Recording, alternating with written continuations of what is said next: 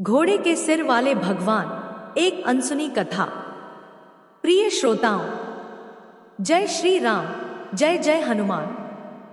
क्या आप जानते हैं कि घोड़े के सिर वाले भगवान कौन है? अगर नहीं तो ये कहानी आपके लिए है। तो चलिए सुने।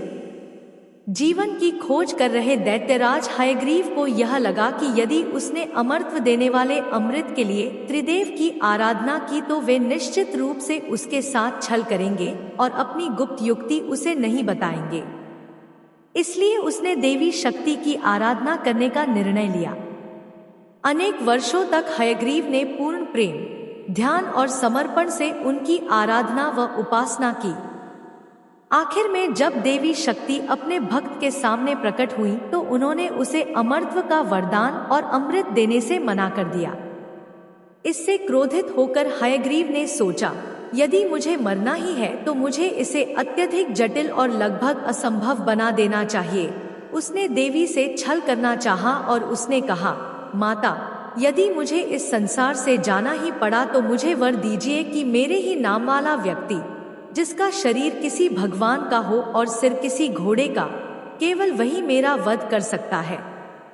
देवी मुस्कुराई उसे यह और वरदान दे दिया।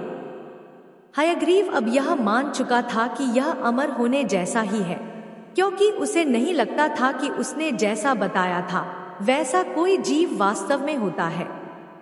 इस विश्वास के साथ कि वह कभी नहीं मरेगा, कपटी दैत्य अपनी आसुरी करतूतों पर उतर आया और पूरी शक्ति के साथ दूसरों के साथ निर्दयतापूर्ण व्यवहार करने लगा। क्रूर दैत्यराज की प्रजा त्राहि करने लगी और व्याकुल होकर दबे स्वर में लोग एक दूसरे से बातें करने लगे।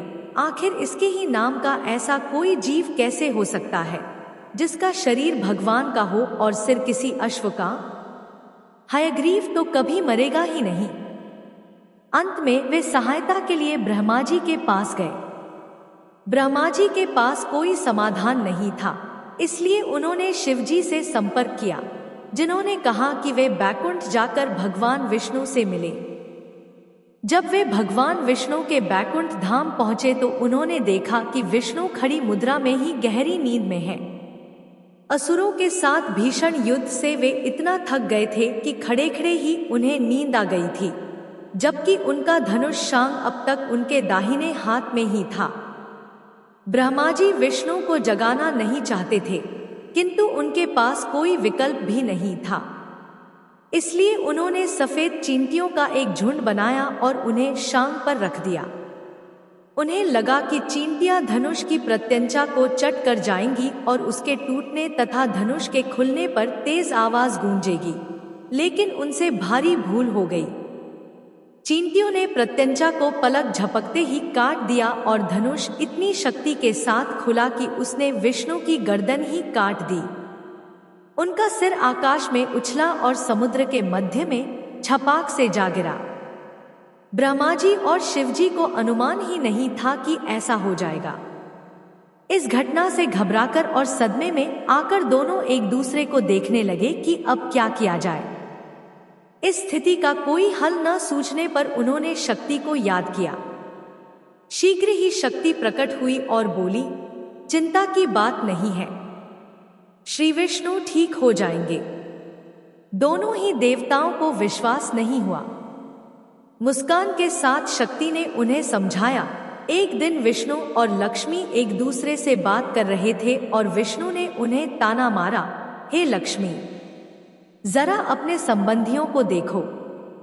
तुम्हारे पिता स्वयं सागर हैं, किंतु कोई उनके खारे जल का एक घूंट भी नहीं पी सकता। उनका होना व्यर्थ है और मैं तुम्हारे भाइयों के विषय में क्या कहूँ, जो समुद्र मंथन में तुम्हारे साथ उत्पन्न हुए थे। चंद्र देवता 2 सप्ताह तक स्वस्थ रहते हैं और अगले पखवाड़े भर बीमार हो जाते हैं। हलाहल वह विष बन गया जिसने महान शिवजी को नीले कंठ वाला यानी नीलकंठ बना दिया। अमरत्व देने वाला अमृत भीषण युद्ध का कारण बन गया और तुम्हारा एक और भाई 7 सिर वाला अश्व उच्चैश्रवा दिन रात सर पर दौड़ता रहता है। लक्ष्मी को घोर अपमान का अनुभव हुआ। लोगों की बुराई करना बहुत आसान है। उन्होंने अपने पति से कहा, यह संसार आज मेरे पिता के कारण ही अस्तित्व में है। चंद्रमा रात को इस धरती को प्रकाश देता है और अपने नीले कंठ के कारण ही शिव इस संसार की रक्षा कर सके थे। अमृत के कारण ही देवताओं का सनातन अस्तित्व है और उच्च अश्रवा के कारण ही सभी एक अश्व की इच्छा रखते हैं। तो आप समझ गए, शक्ति ने अपनी बात समाप्त की। विष्णु का इस स्थिति में आना पूर्व निर्धारित था। यह सब कुछ हयग्रीव के विनाश के लिए पूर्व निर्धारित है। शक्ति ने तलवार उठाई और पास ही चल रहे एक घोड़े का सिर काट दिया। उन्होंने उस सिर को उठाया और उसे विष्णु के शरीर पर लगा दिया, जो जीवित हो उठे। इस अश्व के सिर के साथ भगवान का शरीर हयग्रीव के नाम से जाना जाएगा। हय का अर्थ ही अश्व होता है और अब असुरों से युद्ध का समय आ गया है। अब हयग्रीव का रूप धारण कर चुके विष्णु ने शक्ति के निर्देशों का पालन किया और अपने ही नाम वाले दैत्य का संहार कर दिया। युद्ध के बाद जब वे विजयी होकर लौटे तो अश्व के सिर के स्थान पर उनका अपना सिर लगा दिया गया। विष्णु का यह रूप हयशीर्ष के नाम से भी जाना जाता है, जो दशावतारों में से एक है और कभी कभी उसे बलराम के अवतार का एक विकल्प भी माना जाता है।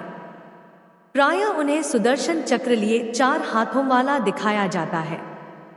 इस रूप में उन्हें एक विशेष मिष्टान्न का भोग लगाया जाता है, जिसे हयग्रीव कहते हैं, जो चने की दाल से बना होता है।